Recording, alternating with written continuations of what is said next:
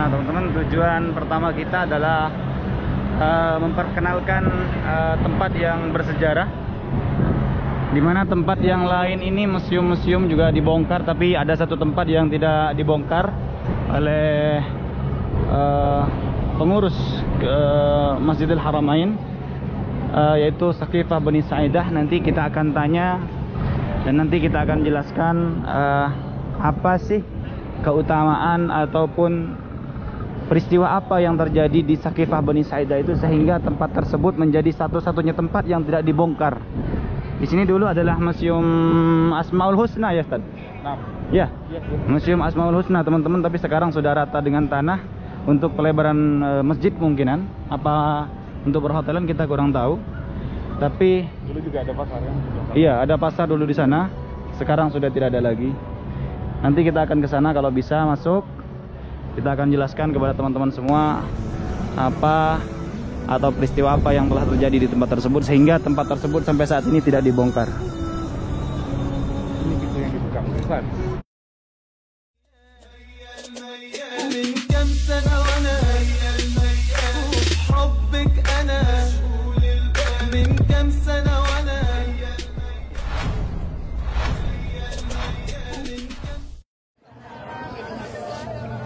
Hamdan alaika ya Allah, wassalamu alaika ya Rasulullah, amma ba'du. Jemaah, apa kabar semua? Baik semua ya? Masih kuat untuk diajak jalan? Kalau di jalan-jalanin? Diajak jalan-jalan no? Masih kuat? Baik jemaah, kita berada di sekitaran Saqifah Bani Sa'idah. Belakang kita ini ada kebun. Ini adalah Saqifah Bani Sa'idah. Di tempat ini jemaah, ketika ini singkat cerita ya, kita cepat-cepatan karena banyak destinasi, banyak spot yang akan kita kunjungi nih sore ini. Pertama spot kita adalah Saqifah Bani Sa'idah. Di sini jemaah, Rasulullah ketika wafat maka kaum Ansor itu berkumpul di tempat ini. Saya jelaskan dulu Saqifah Bani Sa'idah itu apa. Saqifah itu tongkrongan artinya. Kalau sekarang kafe lah. Siapa yang punya Sa'idah? Keturunan Bani Sa'idah. Nah disinilah tempat berkumpulnya orang Ansor ketika Rasulullah wafat. Mereka berkumpul di sini. Apa tujuan mereka berkumpul? Satu, siapa sih yang akan menggantikan posisi Rasulullah, posisi kepemimpinan Rasulullah di Madinah, di Jazirah Arab. Ingat, Rasulullah itu tidak hanya Rasul jemaah. Rasulullah tidak hanya Nabi. Nabi juga pimpinan Jazirah Arab.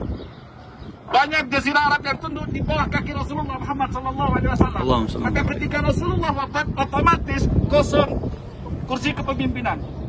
Maka kemudian di tempat ini kaum Ansar berkumpul dan sebagian dari beberapa kaum Muhajirin berkumpul juga di sini. Rapat mereka, sidang mereka menentukan siapa sih yang pantas menggantikan posisi kepemimpinan Rasulullah. Singkat cerita jemaah, ada salah satu kaum Ansar yang mengusulkan, namanya Sa'ad bin Ubadah. Siapa? Sa'ad bin Ubadah. Sa'ad bin Ubadah. Beliau adalah tokoh Ansar yang paling disegani di Madinah. Dia akan bicara. Dia ngomong kayak gini nih. Teman-teman, sahabat gitu ya, yang pantas memimpin Madinah, yang pantas memimpin Jazirah Arab adalah kaum Ansar. Kenapa? Karena Muhajirin, orang-orang Mekah, orang-orang Quraisy, orang-orang Mekah itu orang-orang Islam yang datang dari Mekah ke Madinah. Mereka tidak akan menemukan apa-apa kecuali ditolong oleh kita. Maka yang pantas menggantikan posisi kepemimpinan Rasulullah adalah kita. Saat itu jemaah, saat itu jemaah, Sayyidina Abu Bakar dan Sayyidina Umar mendengar bahwa di tempat ini ada perkumpulan sedang melakukan musyawarah menentukan siapa yang akan menggantikan kepemimpinan Rasulullah. Maka Sayyidina Abu Bakar dan Umar datang juga ke tempat ini. Di sini udah chaos, rapat sudah mulai panas gitu ya untuk menentukan siapa sih yang pantas memimpin Madinah gitu. Siapa sih yang pantas memimpin menggantikan Rasulullah gitu. Akhirnya Abu Bakar sudah sampai di tempat ini. Ketika Sa'ad bin Ubadah menyampaikan hal itu, tapi yang menyampaikan adalah anak Sa'ad bin Ubadah. Jadi Sa'ad bin Ubadah saat itu kondisinya sudah mulai tua renta jemaah. Tapi dia disegani di Madinah. Jadi yang mewakili untuk bicara itu adalah anak dari Sa'ad bin Ubadah, Ibnu Sa'ad bin Ubadah. Lanjut ya. Sayyidina Umar waktu itu marah. Karena dibilang yang pantas menggantikan posisi kepemimpinan Rasulullah itu orang Madinah, orang Ansar. Padahal jemaah, orang kaum atau bani keturunan terbaik adalah keturunan Quraisy. Rasulullah sendiri yang bilang. Bahkan golongan yang pertama kali masuk Islam siapa coba? Quraisy. Golongan yang pertama kali masuk Islam adalah golongan Quraisy, jemaah. Bahkan orang yang menemani Rasulullah hijrah dari Mekah ke Madinah itu adalah orang Quraisy, Sayyidina Abu Bakar radhiyallahu anhu. Maka kata Sayyidina Abu Bakar, yang pantas menggantikan posisi kepemimpinan Rasulullah itu adalah orang Quraisy, orang Mekah. Di sini sudah ada Sa'ad bin Ubadah, di sini sudah ada Sayyidina Umar. Pilih salah satu untuk menjadi khalifah, kata Sayyidina Abu Bakar. Sayyidina Umar kaget cuma ketika ditunjuk oleh Sayyidina Abu Bakar untuk menjadi pemimpin. Kaget. Yang pantas itu bukan anak gitu. Yang pantas menggantikan posisi Rasulullah itu Sayyidina Abu Bakar. Maka saat itu hampir semua yang hadir membaiat Sayyidina Abu Bakar untuk menjadi khalifah pertama, menggantikan posisi kepemimpinan Rasulullah Muhammad SAW.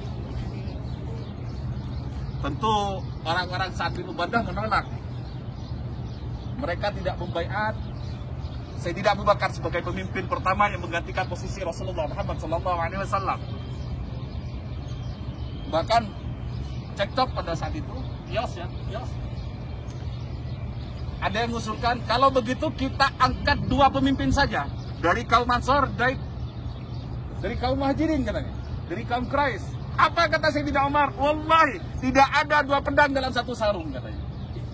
Saya siap membunuh siapapun yang menentang kongres ini gitu. Itu kata Sayyidina Umar. Maka kemudian diputuskan, singkat cerita jemaah, yang menggantikan posisi kepemimpinan Rasulullah adalah Sayyidina Abu Bakar. Khalifah pertama masih ingat siapa? Abu Bakar. Yang kedua? Umar. Yang ketiga? Utsman.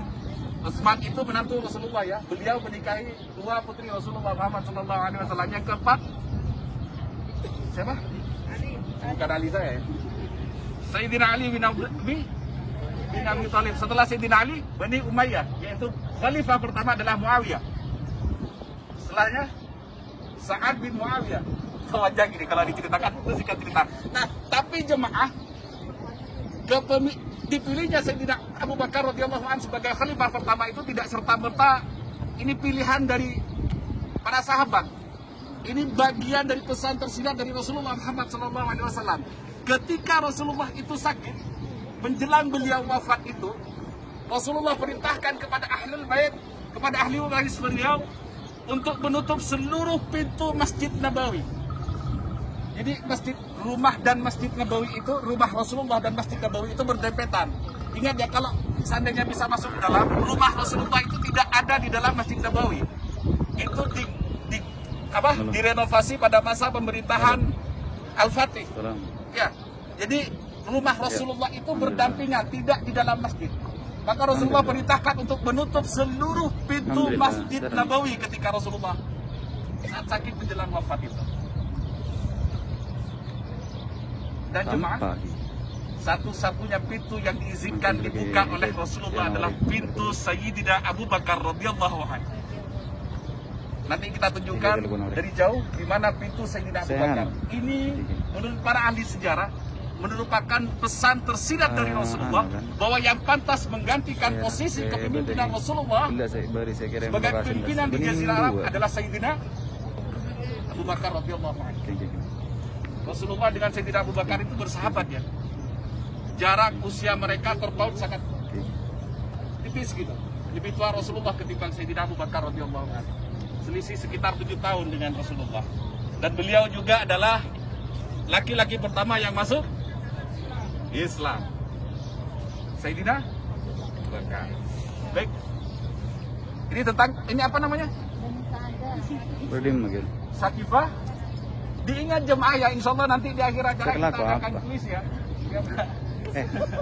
Kita kasih door prize ya yang bisa. Ini beberapa sejarah yang disampaikan, diingat-ingat nanti kita tanyakan dan ada hadiahnya. Baik? Baik. Masih semangat? Masih semangat. Nanti adain Sampai kuis, kita Dad. besar, jemaah akan selalu diberikan kejutan-kejutan lah. Baik. Nanti yang nggak bisa jawab pulangnya jangan kasih pulang, Dad. Barangkali jemaah Ustadz-ustadz yang lain akan menambahkan Kelas. Sakifah Bani Sa'adah. Kelas, Dad. Demikian dari saya, mohon maaf apabila ada kesalahan dan mohon dibukakan pintu maaf yang seluas-luasnya. Dan Allah wa iyyakum wa la fabikum. Assalamualaikum warahmatullahi wabarakatuh. Waalaikumsalam warahmatullahi wabarakatuh.